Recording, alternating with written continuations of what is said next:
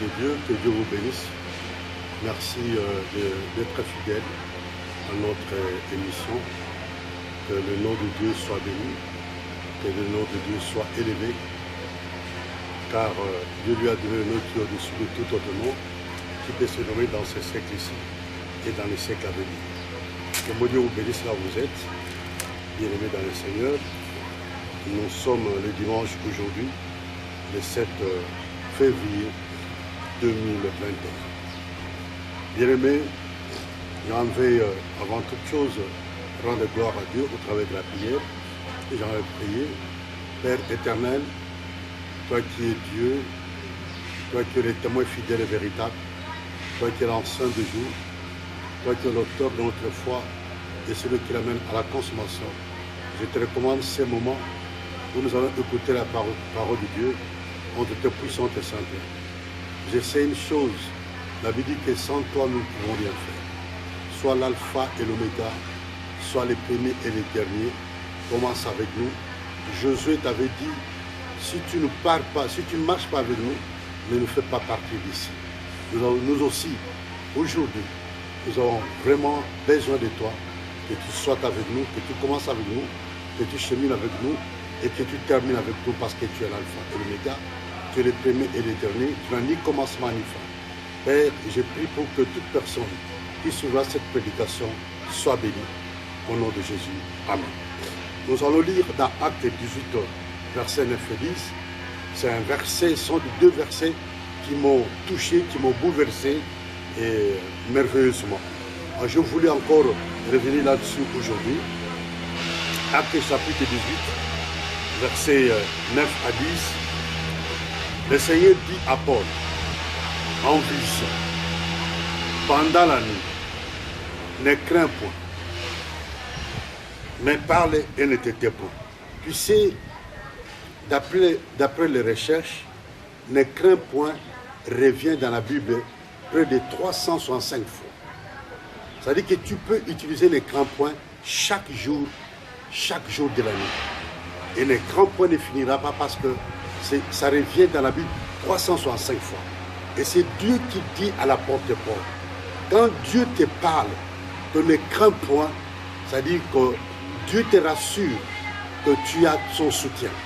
Il ne va jamais t'abandonner, il ne va jamais te quitter, il ne va jamais te délaisser. Il dit ne crains point, mais parle et ne te tais point. Il dit, au verset 10, il dit, car je suis avec toi et personne ne mettra la main sur toi pour te faire du mal. Parle, car j'ai un peuple nombreux dans cette ville. Il dit, car je suis avec toi. Quand Dieu est avec toi, tout est réussi. Tout est réussi, tout marche convenablement. Et voilà, bien-aimé. Donc, le verset 10 dit, quand je suis avec toi et personne ne mettra la main sur toi pour te faire du mal, parle, car j'ai un peuple nombreux dans cette ville. Personne ne mettra la main sur toi. Bien-aimé dans le Seigneur, tozomona na kata ba mabota na biso bato ebele bazokuta na baproblème, bato ebele bazokufa avant l'âge.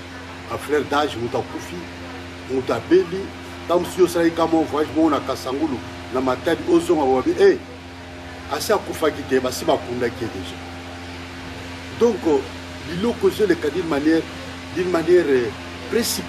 précipitamment bakolimwisa mpe moto ya mokili, moto alimwe mpe moto mpe abongi. Encore là sur le verset 10, Acte 18, verset 10, car je suis avec toi et personne ne mettra la main sur toi pour te faire du mal. La main. Personne ne mettra la main sur toi pour te faire du mal. Ozomona makambo ebele ezotambola na kati ya vie na biso parce que eza na maboko ya bato eza likolo na biso.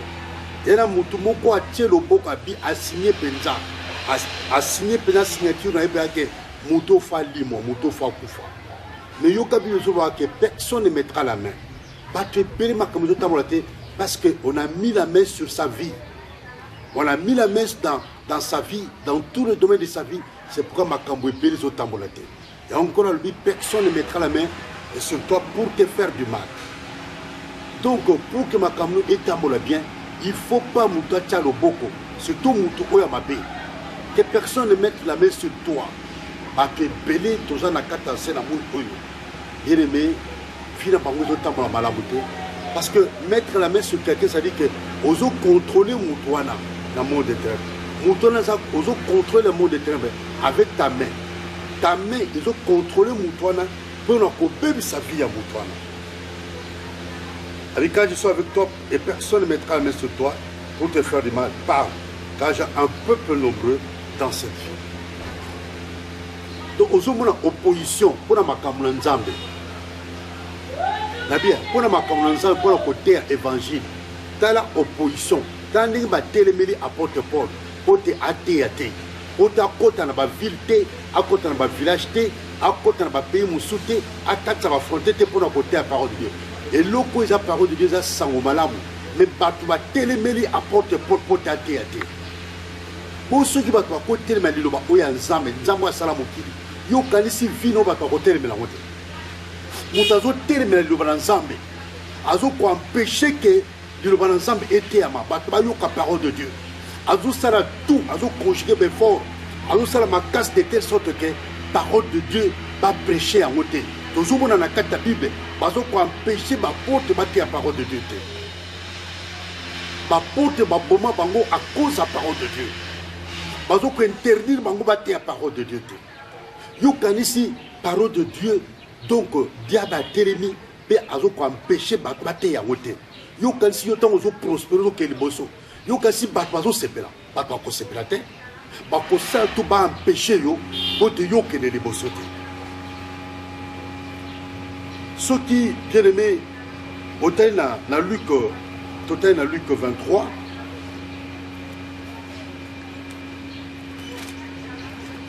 Luc 23, 12, je crois. Luc 23, 12. Qu'est-ce que la Bible dit? Luc chapitre 23, verset 12.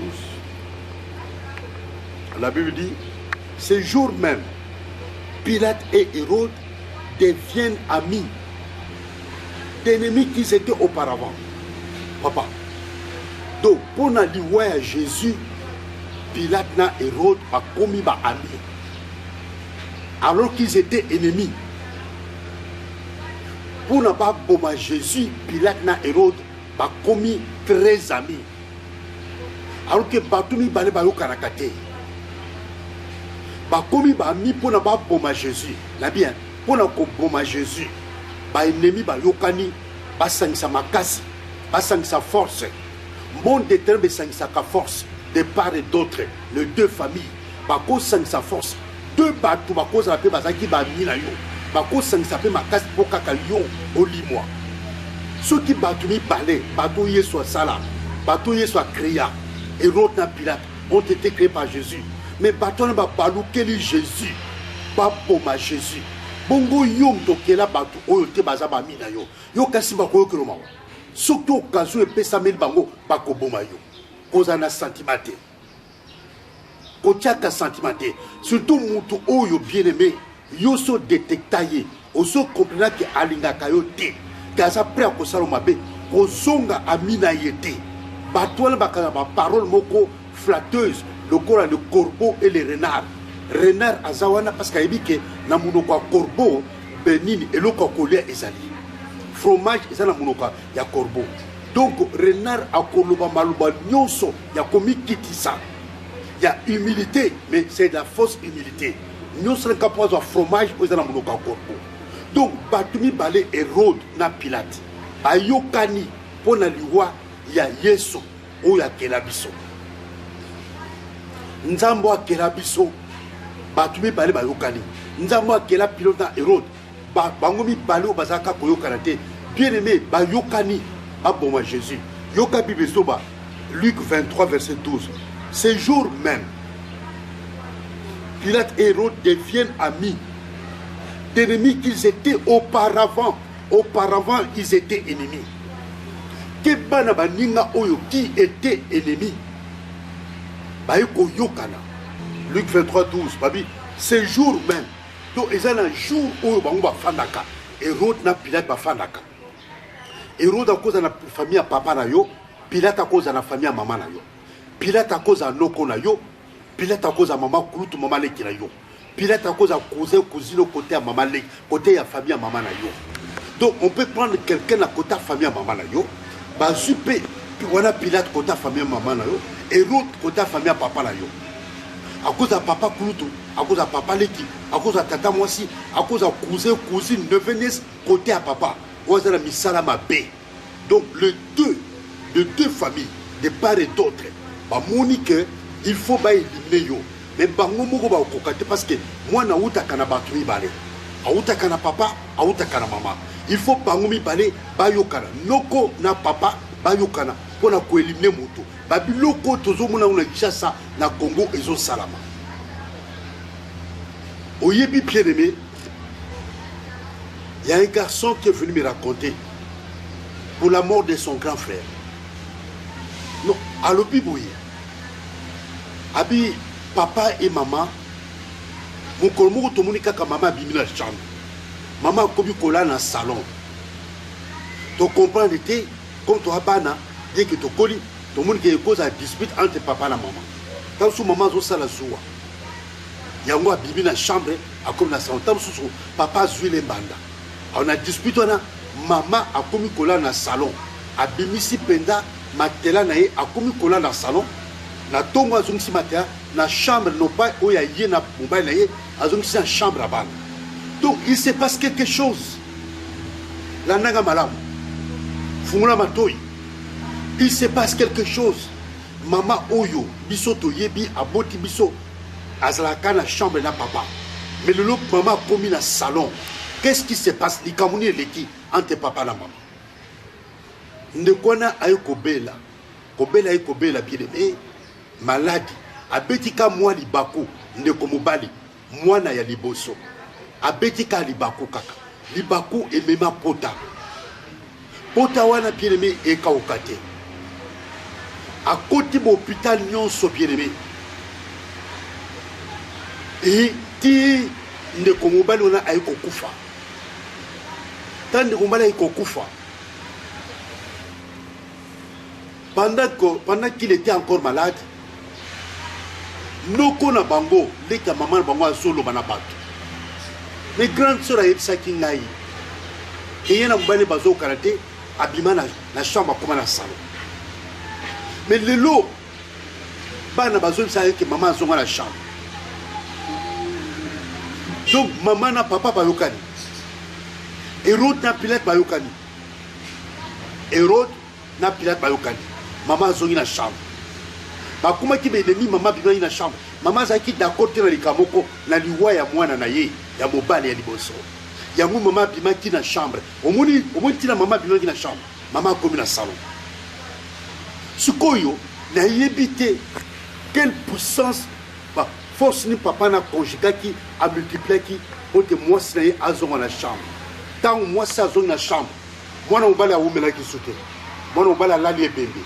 Moutazolo baboye noko ya mwana mobali alali petit frère ya maman abino eza clarté baleki na ye ba ebisinga baleka oya kufie ba ebisinga que ya solo papa na maman bayoka la sauter mais maman bima na salon akuma kola na salon ça fait des mois et des mois lelo maman zongi na chambre makama pango pe bomi pe bato ebeli na Kisasa lopango ya famille le pango famille to le pango papa atike la bino papa na maman baza suna bo morité et comme tant siko bana bakoni moto akomi pe na ndako na ye à se stabiliser a bali akomi na mwasi a bali akomi na mbali ba bon le pango la biso na to tekango to kabrambo bien aimé dans le Seigneur famille à papa babini famille à maman babini ndenge ni bozo teka le pango tant sous famille kaka ya papa babité le pango boko teka bozo bo teka ngo pesa biso pe mbo boteka ngote ou soit boteka ngote famille à maman habité botika bana eza lupango na bango batikela bango papa famille à papa na maman bazo karaté même moment donné comme na famille à papa na maman bayokani ba komi te lupango feteka lupango tamusu bana bazo boya lupango etekama mais famille à papa na maman bazo sepela lupango salimi etekama et soki ngana vivaka somo ko boye awa na centre ville lopango grand frère na bango atikela bango atika pona mwasi na bana sikoyo baleki bango tout baza d'accord que lopango ne salini etekama mais moko alobi te lopango grand frère ekotekama te soki boteki lopango grand frère si akufa mwasi nasalaka te adeboulia kaka molongo asombo ya bana oyo aoki na bango wapi bien-aimé ndeko wana azoyebisa yo oyo asopozaki wana babi lokola yo ozokosopose okomona lelo tozoyeba ndeko wana akota mabele ntango akoti mabele kumeli te baye koteka lopango c'est-à-dire ke ntango bakomona ki yo oza obstacle na eloko moko boye na kati ya famille bazolinga basala eloko moko boye yo nde obstacle yo nde oza kosopose soki spirituellement oza makasi te na prière bakoelimine yo Hérode na Pilate bakoyokana mpo baboma yo Hérode côté papa Pilate côté maman bakoyokana dans la Bible zoba ce jour même donc ils ont un jour nde balobi awa Pilate na Hérode bakutanaka mais avant ce jour ils étaient ennemis mais jour wana ta musu Pilate alobi Hérode azobengela nini bato yo et Pilate atindaki Hérode atindaki bayebisi Pilate non kende nanu yoka inanu azana makolo na yo kende nanu yoka inanu Pilate azolinga te biso na toyokanaka te toa benemi tant Pilate akomi bakutana Hérode na terrain net Pilate amuso alobi te na ndako Hérode na okoma te akotielanga poso akoboma ngai bon baluki terrain net Pilate na Hérode bakutani. Il y a eu un jour Pilate na Hérode bakutanaka.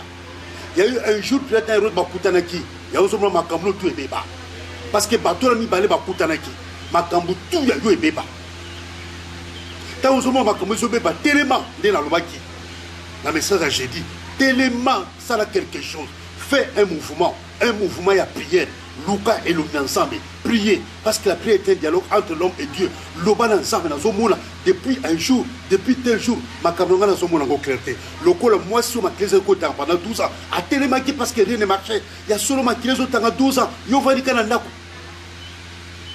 bien aimé dans le Seigneur ce jour même Pilate et Hérode yoka devinrent amis d'ennemis qu'ils étaient auparavant. Nenini, il est quand même changé boye. Tala, basala qui ba ennemi. Ba longue tape ennemi. Ba komi ba ami. Yo kan se lo comment il est quitté. Ba yo kanaki. Ils se sont réconciliés. Ils se sont rencontrés. Ba vandaki quelque part. Ba to conseiller bango te boyo kana. Oh, Jésus pour ta kufa. Et Seigneur bien mi balé boyo kana. Ce qui bien mi balé boyo kanité. Jésus a kokufate atato seneli atato bengi ba faux témoin Jésus a kokufate il faut Pilate na Hérode boyokana ba imposer bango ba yokani ta ba yokani Yesu a kokufa na bien mutu akela mukili wa akela mukili bandeke o bazota mo likolo mutu akela nzeta manga mutu akela nzeta avocat mutu akela nzeta madame mutu akela marakuja mutu akela ba matembele bitekuteku bilolo muta kela bantaba banyama tout anango ya domestique et sauvage muta kela ba océan ba mer na ba mbisi na kata mai wana ba crocodile ba hippopotame muta na ba bangete muto yo akela likolo ko ya kate mbula uta kalikolo mai uta kalikolo likolo tobokate kesele érosion muta na ba bangete yo kasi ba obanga yo ba ko banga yo te ba ko ka kutu somono te. Parce que tu ne représentes rien à leurs yeux. Tu représenteras quelque chose. Si spirituellement tu es fort, si spirituellement tu es fort, mais en ce moment-là, tu représenteras quelque chose. Mais tant que spirituellement tu n'es pas fort, bien aimé, la mission va vous faire monokutute.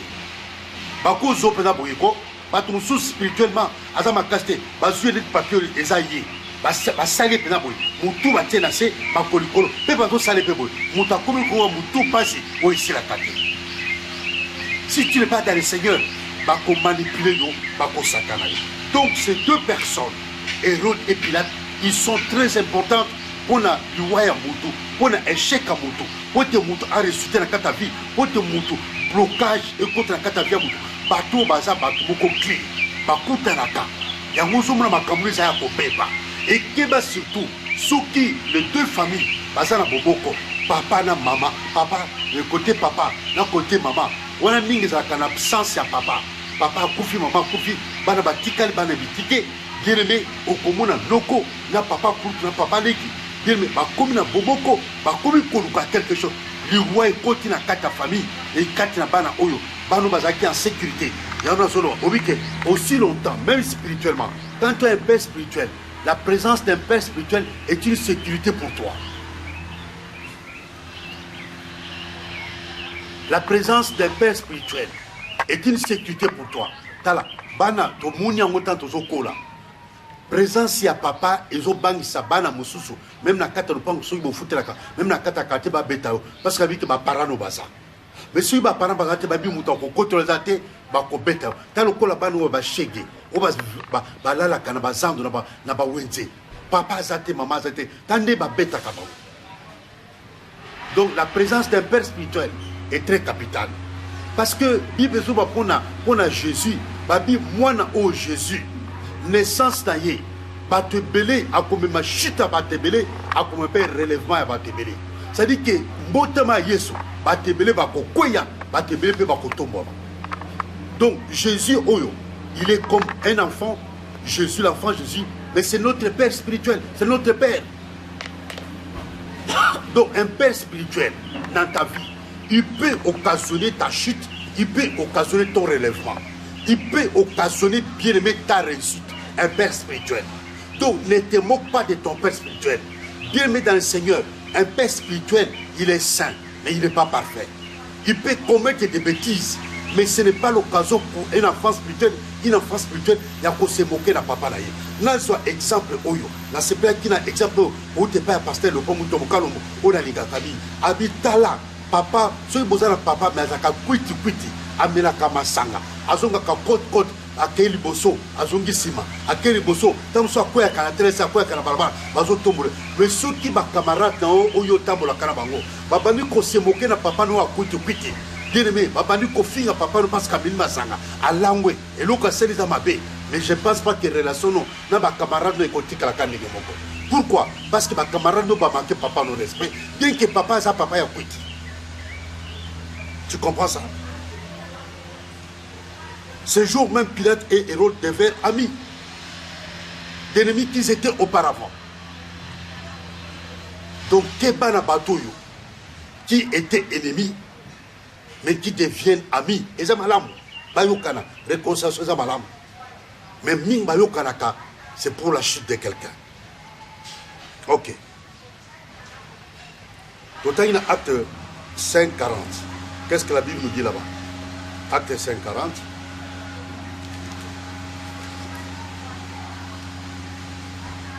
Ils se rangèrent à son avis et ayant appelé les apôtres, ils les firent battre des verges. Ils leur défendirent de parler au nom de Jésus et ils les relâchèrent. Bien-aimés, apôtres.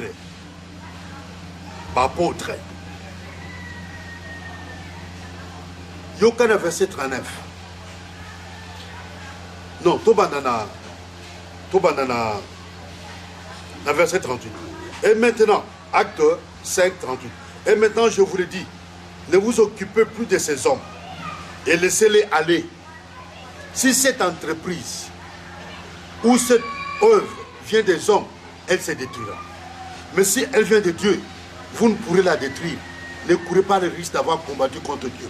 Donc, il y a des gens qui combattent contre Dieu. Verset 40. Ils se rangèrent à son avis. Et ayant appelé les apôtres, ils les firent battre des verges. Petit apôtre, il leur défendit de parler au nom de Jésus et ils les relâchèrent. Bien-aimé, balobina bateau, balobina apôtre. Non, Gamaliel la lobina na bateau bazali côté les mena, les ban ensemble. Habitala, ce qui œuvre, to entreprise. Ezaya bato ekokufa. Mais ceux qui sont nzambe ekokufa te. Abi ne courez pas risque d'avoir combattu contre Dieu.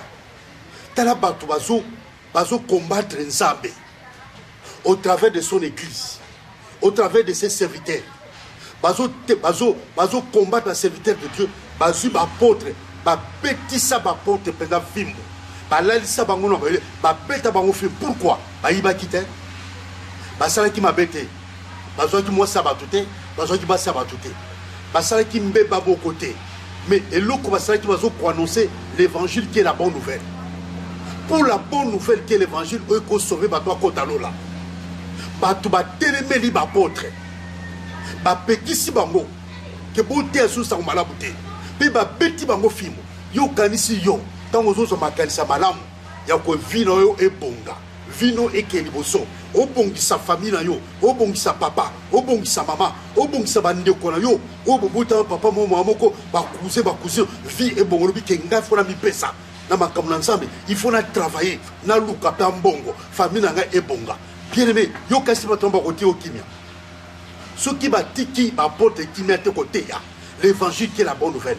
Je te dis bien aimé, il y a des gens dans nos familles qui s'opposent bien aimé l'élévation na yo.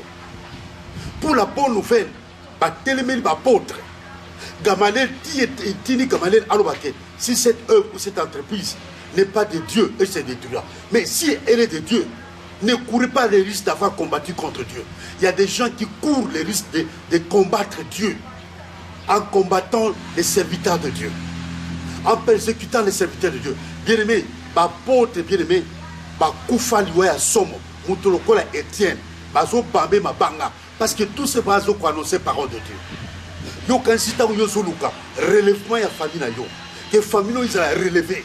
Famille peut comme appelle référence à kata mokin. Tant aux autres au bon sa vie na yo, bateau yo batia blocage na kata famille na bino. Yo kasi ba ko sepela ta mokete. Ba ko sepela te ta moké. Il y aura une opposition. Bible le bien ngwa. Bible le bien verset 40, ils se rangèrent à son avis et ayant appelé les apôtres, ils les firent battre des verges.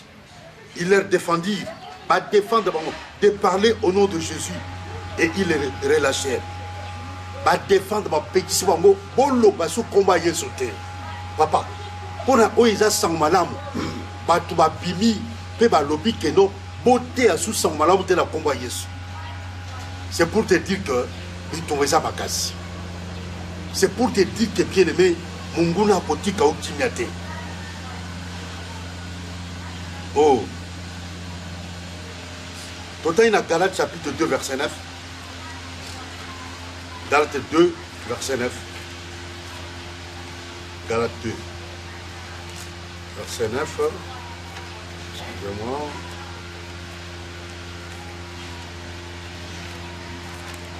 Galates 2, verset 9. Galates chapitre 2, verset 9.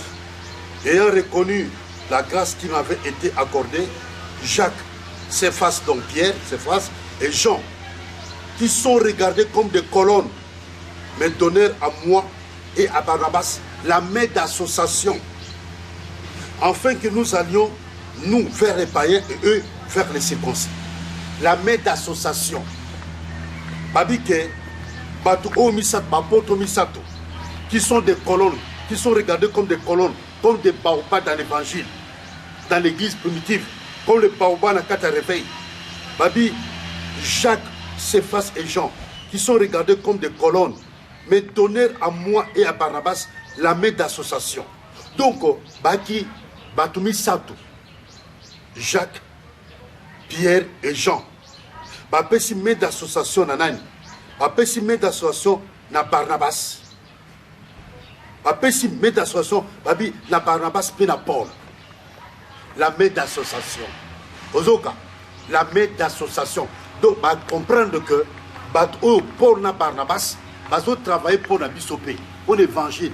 Alors, il faut que ça va mettre d'association. Tout travailler, comment on va associer la bisop.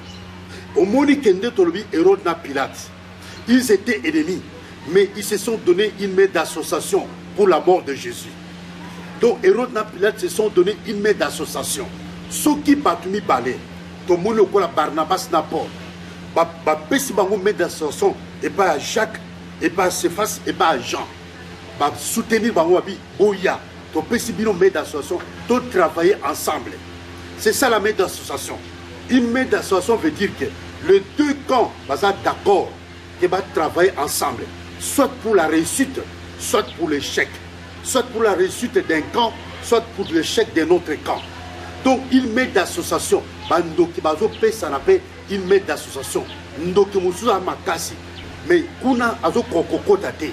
atoyo kana ndoki mususu a famille na bino côté maman abina zo kokate na ngamoko pesa nga main d'association biso mibali to s'associer to comment associer la main d'association ça dit que beaucoup va associer pour s'associer pour détruire les membres d'une famille donnée. Et bien aimé dans le Seigneur, Paul, ma PCM d'association, Paul et Barnabas, Batuloko la Jacques, Pierre, ma PC na Jean, ma PC Barnabas, na Paul, main d'association.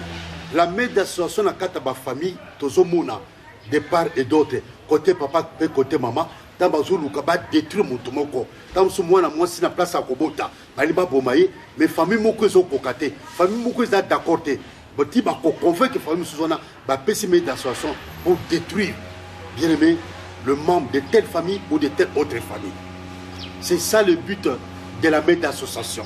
C'est comme ça la main d'association en azomonango textuellement le cola Hérode na Pilate tant ba yokanaki d'ennemis qu'ils étaient auparavant. Ils sont devenus amis. Pourquoi? Pour la mort de Jésus. Donc, il met d'association, il s'appelle met d'association pour la loi. Il y a Moutoumoko Songoro Pakala. Et tu sais bien aimé, surtout il y a acte 18 awa. Acte 18 et le Binini. Au Tanyango, le Seigneur dit à Paul en vision, pendant la nuit, ne crains point, mais parle et ne t'étais point. Quand je suis avec toi et personne ne mettra la main sur toi pour te faire du mal. Abi, quand je suis avec toi et personne ne mettra la main sur toi pour te faire du mal. Personne ne mettra la main sur toi pour te faire du mal. Donc, autant nous avons le bibongo, nous avons bien aimé à côté de l'eau qu'on a sur yote. Ceux qui ont mon côté. Yomoko 1, Yomoko kofungu la porte. Bien que verset au Ezali.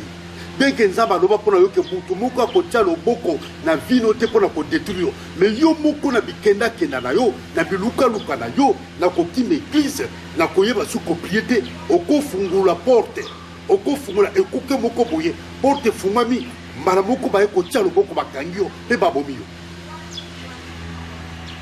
bakangi yo pe babomi yo na buto alelo na loti na oki nyao azolela Niao azolela papa niao mikolo tuna zolo takaba ndoto kaka esprit de mort na oki niao azolela papa na sima ndako na bina balu kana ta niao na balu pina ta niao na muni niao na forme ya punda mwe munene lokola ntaba niao et puis na bagage na mokongo pe niao ngo oya forme ya ntaba forme ya punda mais munene lokola ntaba obi munene ntaba ne salaka azane lo ya punda oleta na mulai lokola punda mais aza mulai lokola ntaba mais azole na voix ya niao do biloko misato voix ya niao mais aza niao te aza niao azobi ma voix ya niao mais munene lokola ntaba mulai lokola ntaba mais elongi nzoto tout lokola punda pe na mokongole na bagage oyo obana bakenda kana ngo classe do nino sako do oban oyo bana bakena ngona classe na mukongo ya nyawana tana monie na baluki bo bazala kebele na lokoti libanga na bambie ezuete et que ils ont nyao mususu na makolo bana ngo tout ya minene ezue na makolo ba nyao ngo bakanga ici bien dans le Seigneur nyao oyo azali ko la papa ta moni na bambie libanga aye mambu pour attaquer ngai tant que je suis attaqué, je suis préparé le coffre il y a Mike Tyson. Na bataille pena de pour mon président. Il y a les cas qui sont bambala. À quoi il y a donc tu comprends? Yo moko ko fungu la porte. Pour te baser sur le bon maillot.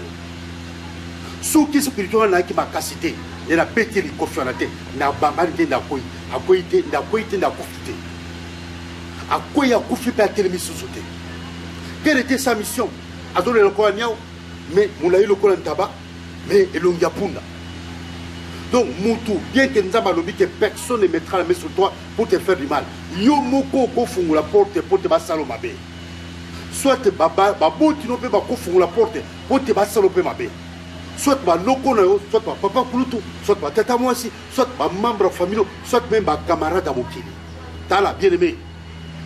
Un juge que je connais. J'ai aidé une famille, qui ne connaît pas Makala. Et ça va recommander pas juge. Tu as trouvé une grande instance à Gombe, aux côté des affaires étrangères. Un jeune juge qui est né dans les années 80, bien aimé, qui a un avenir devant lui. Donc, on a quoi bien, type, moi c'est petit, Makamwe Vanda, bien scolarisé. Qu'est-ce qui se passe?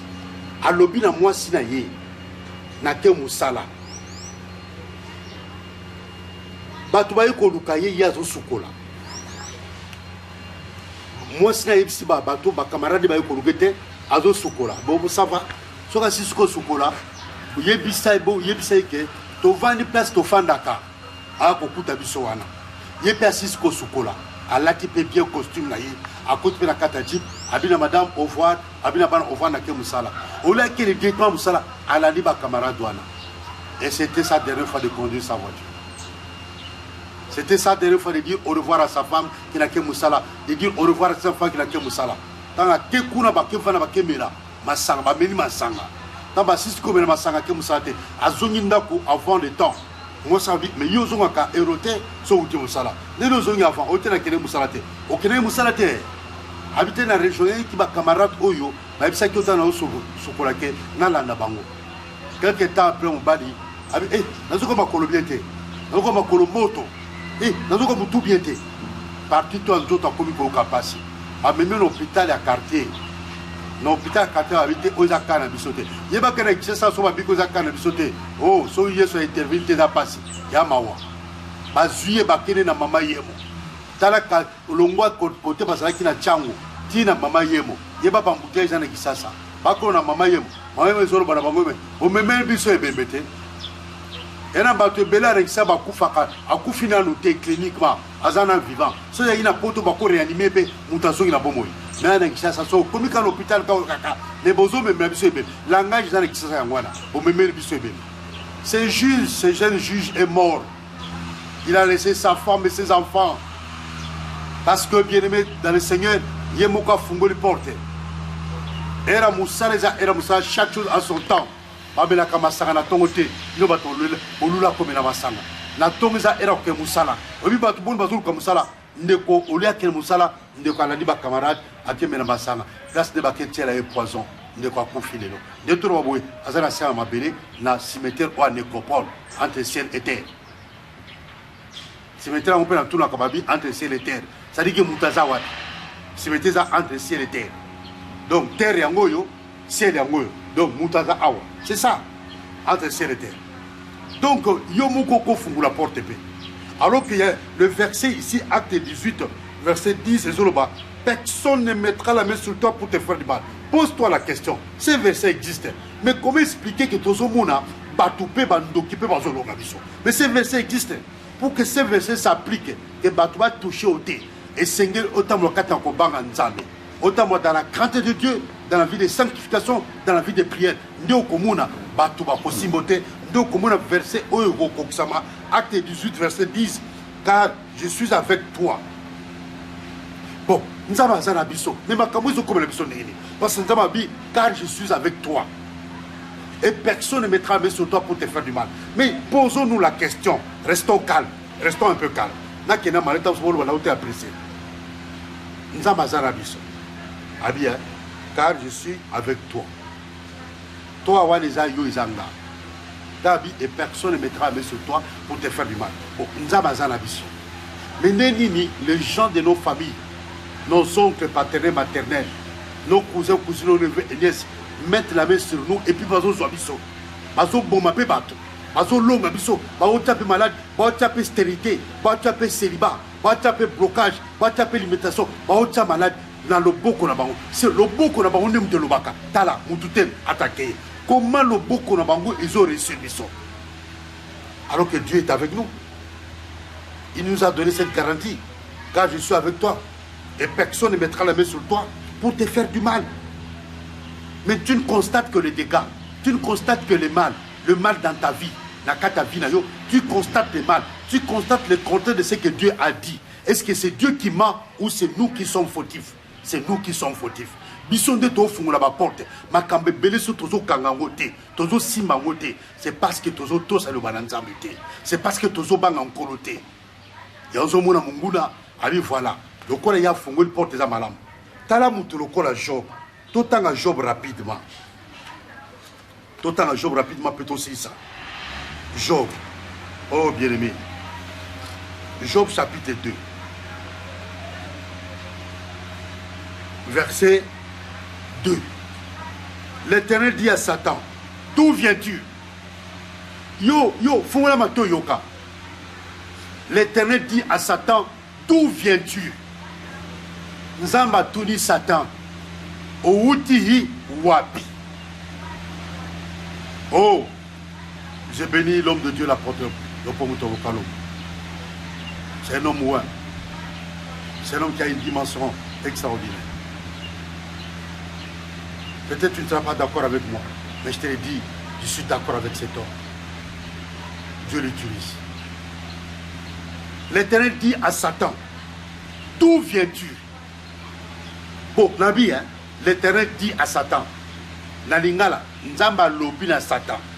C'est-à-dire que bazo solo là. C'est-à-dire que Nzamba na Satan ba solo là. Pour na kana yo, pour na kana nga. Pour na famille yo, pour na famille na ngai. Nzamba moni Satan suspect. Abi outu wapi. Yoka réponse à Satan. Et Satan répondit. Yoka. Et Satan répondit à l'Éternel. Papa. Yoka. L'Éternel dit à Satan. Et Satan répondit à l'Éternel. L'Éternel dit à Satan. Nzamba lobi na Satan. Et Satan répondit à l'Éternel. Donc ça dit que conversation est allée. Dialogue ezali entre Satan et Nzambe, entre Nzambe et Satan. Toloba entre Nzambe et Satan. Parce que Nzambe tabana qui contourne Satan. D'où viens-tu? Donc Nzambe a côté ici le solo, a côté dialogue entre elle et Satan, autour de Satan. Parce que Nzambe dit que nana bana ngana sena moyo, muto a uti wabi utumabe oyo, a uti wabi. L'Éternel dit à Satan, d'où viens-tu? Et Satan répondit à l'Éternel. Et Satan répondit à l'Éternel. Satan répond de Nzambe. Papa, ma kamou ko kamu sote. Donc Nzambe pas fandi bien, a qui Satan n'est pas répondre. Parce que Nzambe tuni Satan mutuna. Satan va dire qu'on répond Nzambe. Yoka, Satan répond à lui de parcourir la terre et de m'y promener. Donc Satan outil qu'on parcourir la terre que nous occupons, la terre que nous habitons. Satan a parcouru cela. Satan parcourt la terre. Satan tambolaka. Satan tambolaka. Satan a omniprésenté. Satan a omniprésenté le Coran qui est partout au même moment. Satan a pas janaïe. Satan a pas janaïe. De même tout le monde Nzambe, azana ba serviteur naïe, azana ba apôtre naïe, azana ba évangéliste, azana ba pasteur naïe, azana ba docteur, azana ba prophète. Le diable aussi est organisé. Azana pena batu naïe. Azana ba ndoki, les sorciers dans nos familles, azana ba occultiste. Un occultiste peut même tuer quelqu'un qui n'est pas de sa famille. Un sorcier peut même tuer quelqu'un qui n'est pas de sa famille.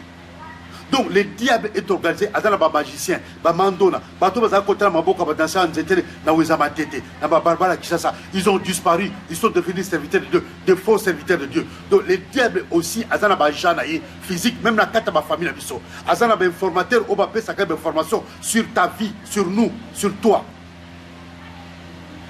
Et Satan répondit à l'Éternel de parcourir la terre et de m'y promener. Donc, na outi ko parcourir ma belé, na outi ko tambola, me promener.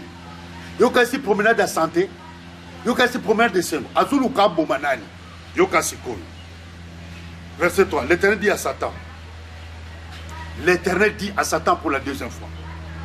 As-tu remarqué mon serviteur Job? Remarquer, ça dit marquer. Marque za nakati ya mo remarquer marque za nakati ça dit que biso bana nzambe to kana marque ya nzambe kati na biso marque nzambe za kati na biso le to mona ka voiture marque Mercedes tout to dit que eza voiture allemande marque Toyota to dit que eza voiture japonaise marque Peugeot eza voiture française marque Fiat eza voiture italienne Land Rover Range Rover marque anglaise donc nzambe to tuna as-tu remarqué? As-tu remarqué Alléluia. Oh Jésus, as-tu remarqué, mon serviteur Job a posé une question. Nzambe tout à tour que Job a serviteur naïe. Est-ce que Nzambe a tout le contrôle, a toute la contrôle pour la serviteur naïe? Nzambe lobi, il n'y a personne comme lui sur la terre. Donc à l'époque de Job, il n'y avait personne comme Job. Ça dit que si on a un catalogue de serviteur de Dieu à l'époque de Job, mon côté a qui le colle à Job. Ni la moitié a que mon côté a qui le colle à Job. Donc au monde, ni les aïeux ça la bongo. Et c'est ce qui intéresse les diables. Il n'y a personne comme lui sur la terre. C'est un homme intègre. Voilà. Dans ma vie, il n'y a personne comme lui. As-tu remarqué? Donc, ma marque, vous avez la Job, et ça dit intégrité. Il y a des bossos, c'est un homme intègre. Ça dit l'intégrité. Marque ensemble. L'intégrité, c'est une marque de Dieu. 2. Droit. Droit, ça dit la droiture. Moutoua, ça, attends, pour la lima. Et ça peut marque ensemble. As-tu remarqué? Deuxième marque, il y a Bonzambe. Troisième marque à Bonzambe, craignant Dieu. La crainte de Dieu, c'est une marque où il y a Bissoban Nzambe, que nous appartenons à Dieu. La crainte de Dieu. Et c'est détourner du mal. Quand c'est détourner du mal, c'est aussi une quatrième marque. Où ça dit quatrième Job. As-tu remarqué, mon serviteur Job? Il n'y a personne comme lui sur la terre. Pourquoi? Pourquoi Dieu a dit qu'il n'y a personne comme lui sur la terre? Parce que Job était un homme intègre, un homme droit, un homme craignant Dieu et un homme qui s'est détourné du mal. Il demeure ferme dans son intégrité. Job demeurait ferme dans son intégrité. Il y a qui m'a marqué dans les Katadiens. On nous a commis ça Satan. Nous avons un moment dans le but. Oh, nous avons banga quitté. Mais Satan d'où t'as écouté tambola. Akina ko banga té. Mais il lui a posé la question. D'où viens-tu? Satan le dit, n'a pas parcouru comme il promenait. As-tu remarqué mon serviteur? C'est-à-dire que as-tu remarqué au moni Job va marquer à bon Nzambe 4 Job. Yokasiko Satan. Yokasiko yo. Nzambe le plutôt. Yabi un homme craignant Dieu et se détournant du mal. Il demeure ferme dans son intégrité. Et tu m'excites. Yokanzamba le Satan. Et tu m'excites à les perdre sans motif. Alléluia. Oh Jésus. Et tu m'excites à les perdre sans motif. Ça dit que motif moko exalté. Donc pour na yokufa, il faut motiver ça là. Pour te bandoki basoyo, il faut baso motif, baso quelque chose katina yo. Ya oye solo ba, nane loko moko te diable katina ngai. Ça dit que motif moko diable ko zwa ke na kangi ye parce que makamuna ngai sakat, makamuna sate sakat nzambe, katina Yesu. Ezala kité. Ya oye solo ba kike, nane loko Satan te katina ngai. Voilà, ce qu'on nous a na Satan. Abi ozo ko exciter ngai, ça dit que ozo tindi kangai, ozo pousser ngai na perdre Job. Donc nzamba linga ka perdre bana yete. Nzamba linga ka perdre oya bana yete. Nzamba zo séparé na perdre Job. Abi ozo tindi kangai na perdre Job sans motif. Asalionini. Asalionini. Asalionini. Motif exact. Parce motif exact pourquoi? Parce que Job a qui un homme intègre. Un homme droit, un homme craignant Dieu, un homme se détournant du mal. Donc il n'y avait pas de motif. Au diable a quoi au Job. C'est-à-dire que porte à Coco des Alakité. Ma porte tout, nous avons Kangaki, la vie à Job, parce que Job était un homme intègre, droit, craignant Dieu, et se détournant du mal. Et c'était un homme qui demeurait ferme dans son intégrité. La carte intégrité, à ta corruption, Isali, à te lui demeurait intègre. Et nous avons dit, et tu m'excites à le perdre sans motif. Oui.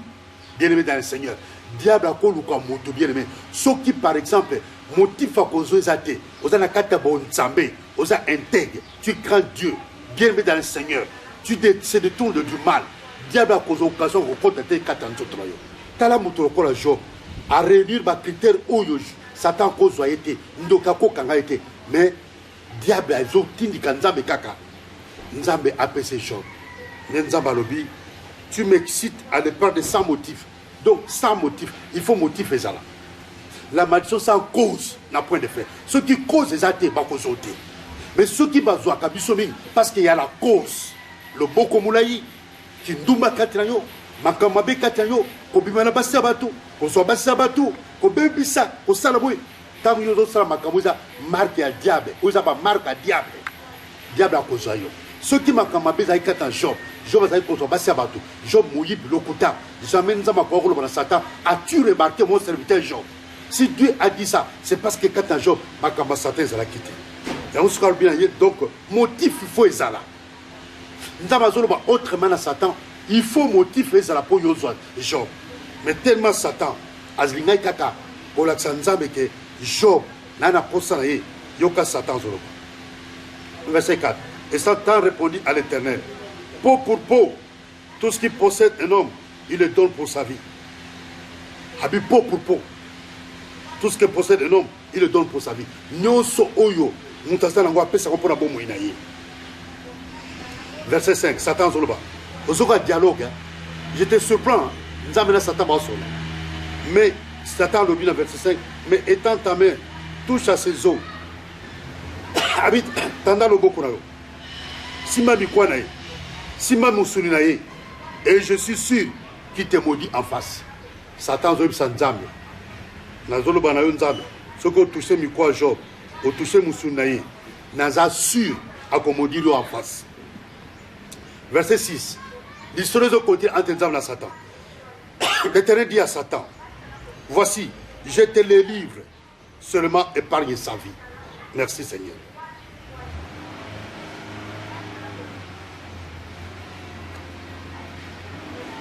Excusez-moi. Nzabalobi à Satan. L'Éternel dit à Satan, voici, je te le livre, seulement épargne sa vie. Donc, Nzamba a livré Job. Pour dire que Job a demeuré intègre, a demeuré ferme l'intégrité. Nzamba a qui sur Job que Job a contraint l'ité. Nzamba a livré Job. Donc, Dieu peut aussi nous livrer.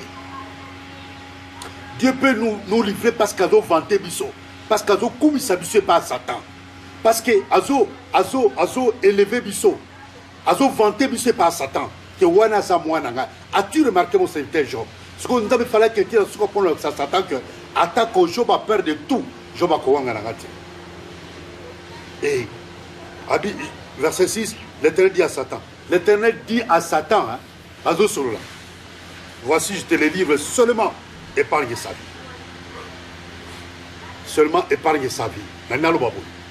Place-toi là. Nous avons ça qui va limiter pas à Satan. Attaque qui clôture. Il y a béton ma clé soit si. Abi n'a livré yoye. Mais épargne sa vie pour toucher âme n'a été. Souffle de vie n'a été pour toucher té. Parce qu'en réalité, si l'homme est debout, parce que le souffle vient de Dieu. Donc, Nzamba Lobina Satan épargne sa vie. Je t'ai dit, bien-aimé, Dieu épargne ta vie. Dieu dit à Satan d'épargner ta vie. Ceux qui sont, si seulement si, aux autres temps, maintenant, le baboui. Nzamba Lobina Satan a épargné vie à Job, a touché vie à Job, mais a touché ma domaine à Job. Et on tombe là, il boit Job Koufaki, et on tombe là qui bat Job Koufaki, na Mukolomoko. Mais Ngai na Zoloba. Kaka vie na Ngate. Kaka vie na Ngate, ça l'épargné. Kaka souffle de vie na Ngate, car ils ont épargné. Donc, Diaba Bomangate, mais Makambutu Oyangai, Moussala Nangai, ministère pastoral Nangai, Moussala place au Salaka, Moisi na yo, Mobile na yo, Banana yo, ma projet na yo, la partie de l'eau, na yo kotia clôture. Diable a touché en côté. Diable a touché en côté parce qu'Azolinga donc Yoku fa sans motif. Azolinga Nzamba perdre sans motif. Azolinga Nzamba perdre sans motif. Nzamba Rubina ye. Azolinga na perdre Job sans motif. À Salionine. Voilà bien aimé dans le Seigneur. Il y a un côté à clôture. Na vie na yo. Il y a moisson. Il y a bana yo. Il y a nakura yo. Na yo clôturer vie na yo. Nanzela ma clé sont assis. Le sang qui crie beaucoup plus que le sang d'Abel. Traite vie est épargné dans tous les domaines. que tu sois épargné. Obi épargné, vient, c'est l'épargne. Toi qui as la caisse nationale d'épargne, à Kadeza. Donc, aux autres qui épargnent, aux autres, ça dit que y a bisofi, tu épargnes à Kango et pas une ensemble. Na yoko zo vie na yo, ya mwasi na yo, ya mobile na yo, ya ba na yo, na yoko zo ba projet na yo, na yoko épargner ngo pa ina nzambe, na yoko koti sango pa ina nzambe, na yoko bomba ngo pa ina nzambe parce que biolobi o azakata na boko en connaissance sia, monguna koko touché té. Bien-aimé dans le Seigneur, la muka, bonde la bien-aimé, bonde la bien-aimé, kala Job azaki intègre, abanga ensemble, mais diabazo lukakaka, Job akufa. Bien-aimé dans le Seigneur, un homme de Dieu, un serviteur de Dieu, un enfant de Dieu, a eu un problème, a eu malade, a confié. Pourquoi? Parce que ce qu'on dit qui m'a occasion, au fond, moi porte à mouké, à tes amouké, porte à mouké, fourmi, bien ma cocota, il y a le porte à moumi de ma cassité, à tes amouké, à cocota. C'est-à-dire que ce c'est quand béba, au c'est quand calissoum, les diables ont profité parce que au fond, les portes. Qui était vinayo et ça épargné. Qui était bon mot, il a épargné, na combo qui toque à ce moment-là. Il faut recommander, quand on a beaucoup encore, nous avons épargné. Mon frère, cette année que Dieu t'épargne, au cours maintenant 2022, au moins 2022, que ta vie soit épargnée, que ta santé soit épargnée, que tout ce qui t'appartient, dans le domaine tout en final, dans l'entreprise, dans le projet, dans la vision, et ça épargné. Diable a touché en côté, pour te diable a touché en côté. Nzambe alobi a perdre de côté la combo qui toque à son sia. Oh, que Dieu soit loué, nous voici à la fin pratiquement de notre message. Dieu me soit béni, continue à copier na katanda. Ma version na pesi, tanga na katanda peut banda copier, buka mabolongo prier. Donc comme na souka bien aimé, c'est vrai Mikolo tu as comme on a été, on a mon ensemble te répondre. On a ça la prière pour te continuer. Rien n'a côté les alliés comme ça. Dino, Baona Bayama Yesote, comme ça, Bango Yesu, Bobo Inabango, le corps à mon côté au Bikis. L'anda le silo Samona. Seigneur Jésus, je suis un pécheur, Namutamasu. Naël Paino Yesu, pour tout bel Masumu Nangai. Limbisa Masumu, Nyon Songana Sama. Mutal, Mbotama Nangati Mukolelo, Masumu Tuna Salam Kolo, Limbisa Ngai. Tous ont péché et sont privés de la gloire de Dieu. Nous avons la privée de la gloire de Dieu. Limisa masumu tunga na sala. Sukola ngai na makiana swasia ko na mutu na tira makolo. Papa naza rempli par le Saint-Esprit de Dieu parce que ce corps ne m'appartient pas, ce corps appartient à Dieu, ce corps est le temple du Saint-Esprit de Dieu. Naza rempli par le Saint-Esprit de Dieu papa. Zambe ton Dieu, na liboso na yo papa. Zambe na ko yambo na bomo ina ngai, lokola Seigneur et Sauveur Yesu Asiya. Yesu Seigneur mieux lokola Seigneur et Sauveur. Lokola donc moko sinanga papa, Seigneur et Sauveur. Yesu koma kombo na ngai na buku na bomo. Koma kombo na ngai na buku na bomo ikolo Yesu Asiya obo saranga te papa. Zambe ya solo papa koma kombo ende konyo somo sibani oazola na matia oyo. Zambe soki na yamba Yesu te ayamba Yesu. Sona na zo baptême te aluka pasteur oyo ya solo bela banga kanzambe akote na maya baptême ayamba Yesu lokola mokonzi bisi papa tokomi boye asuka ya matin na biso lelo lokuma sans les eaux epai na yo na kombo kitoko ya sonsia nde tobondeli boye amen. Merci, au revoir, que Dieu vous bénisse abondamment là où vous êtes. Bye bye.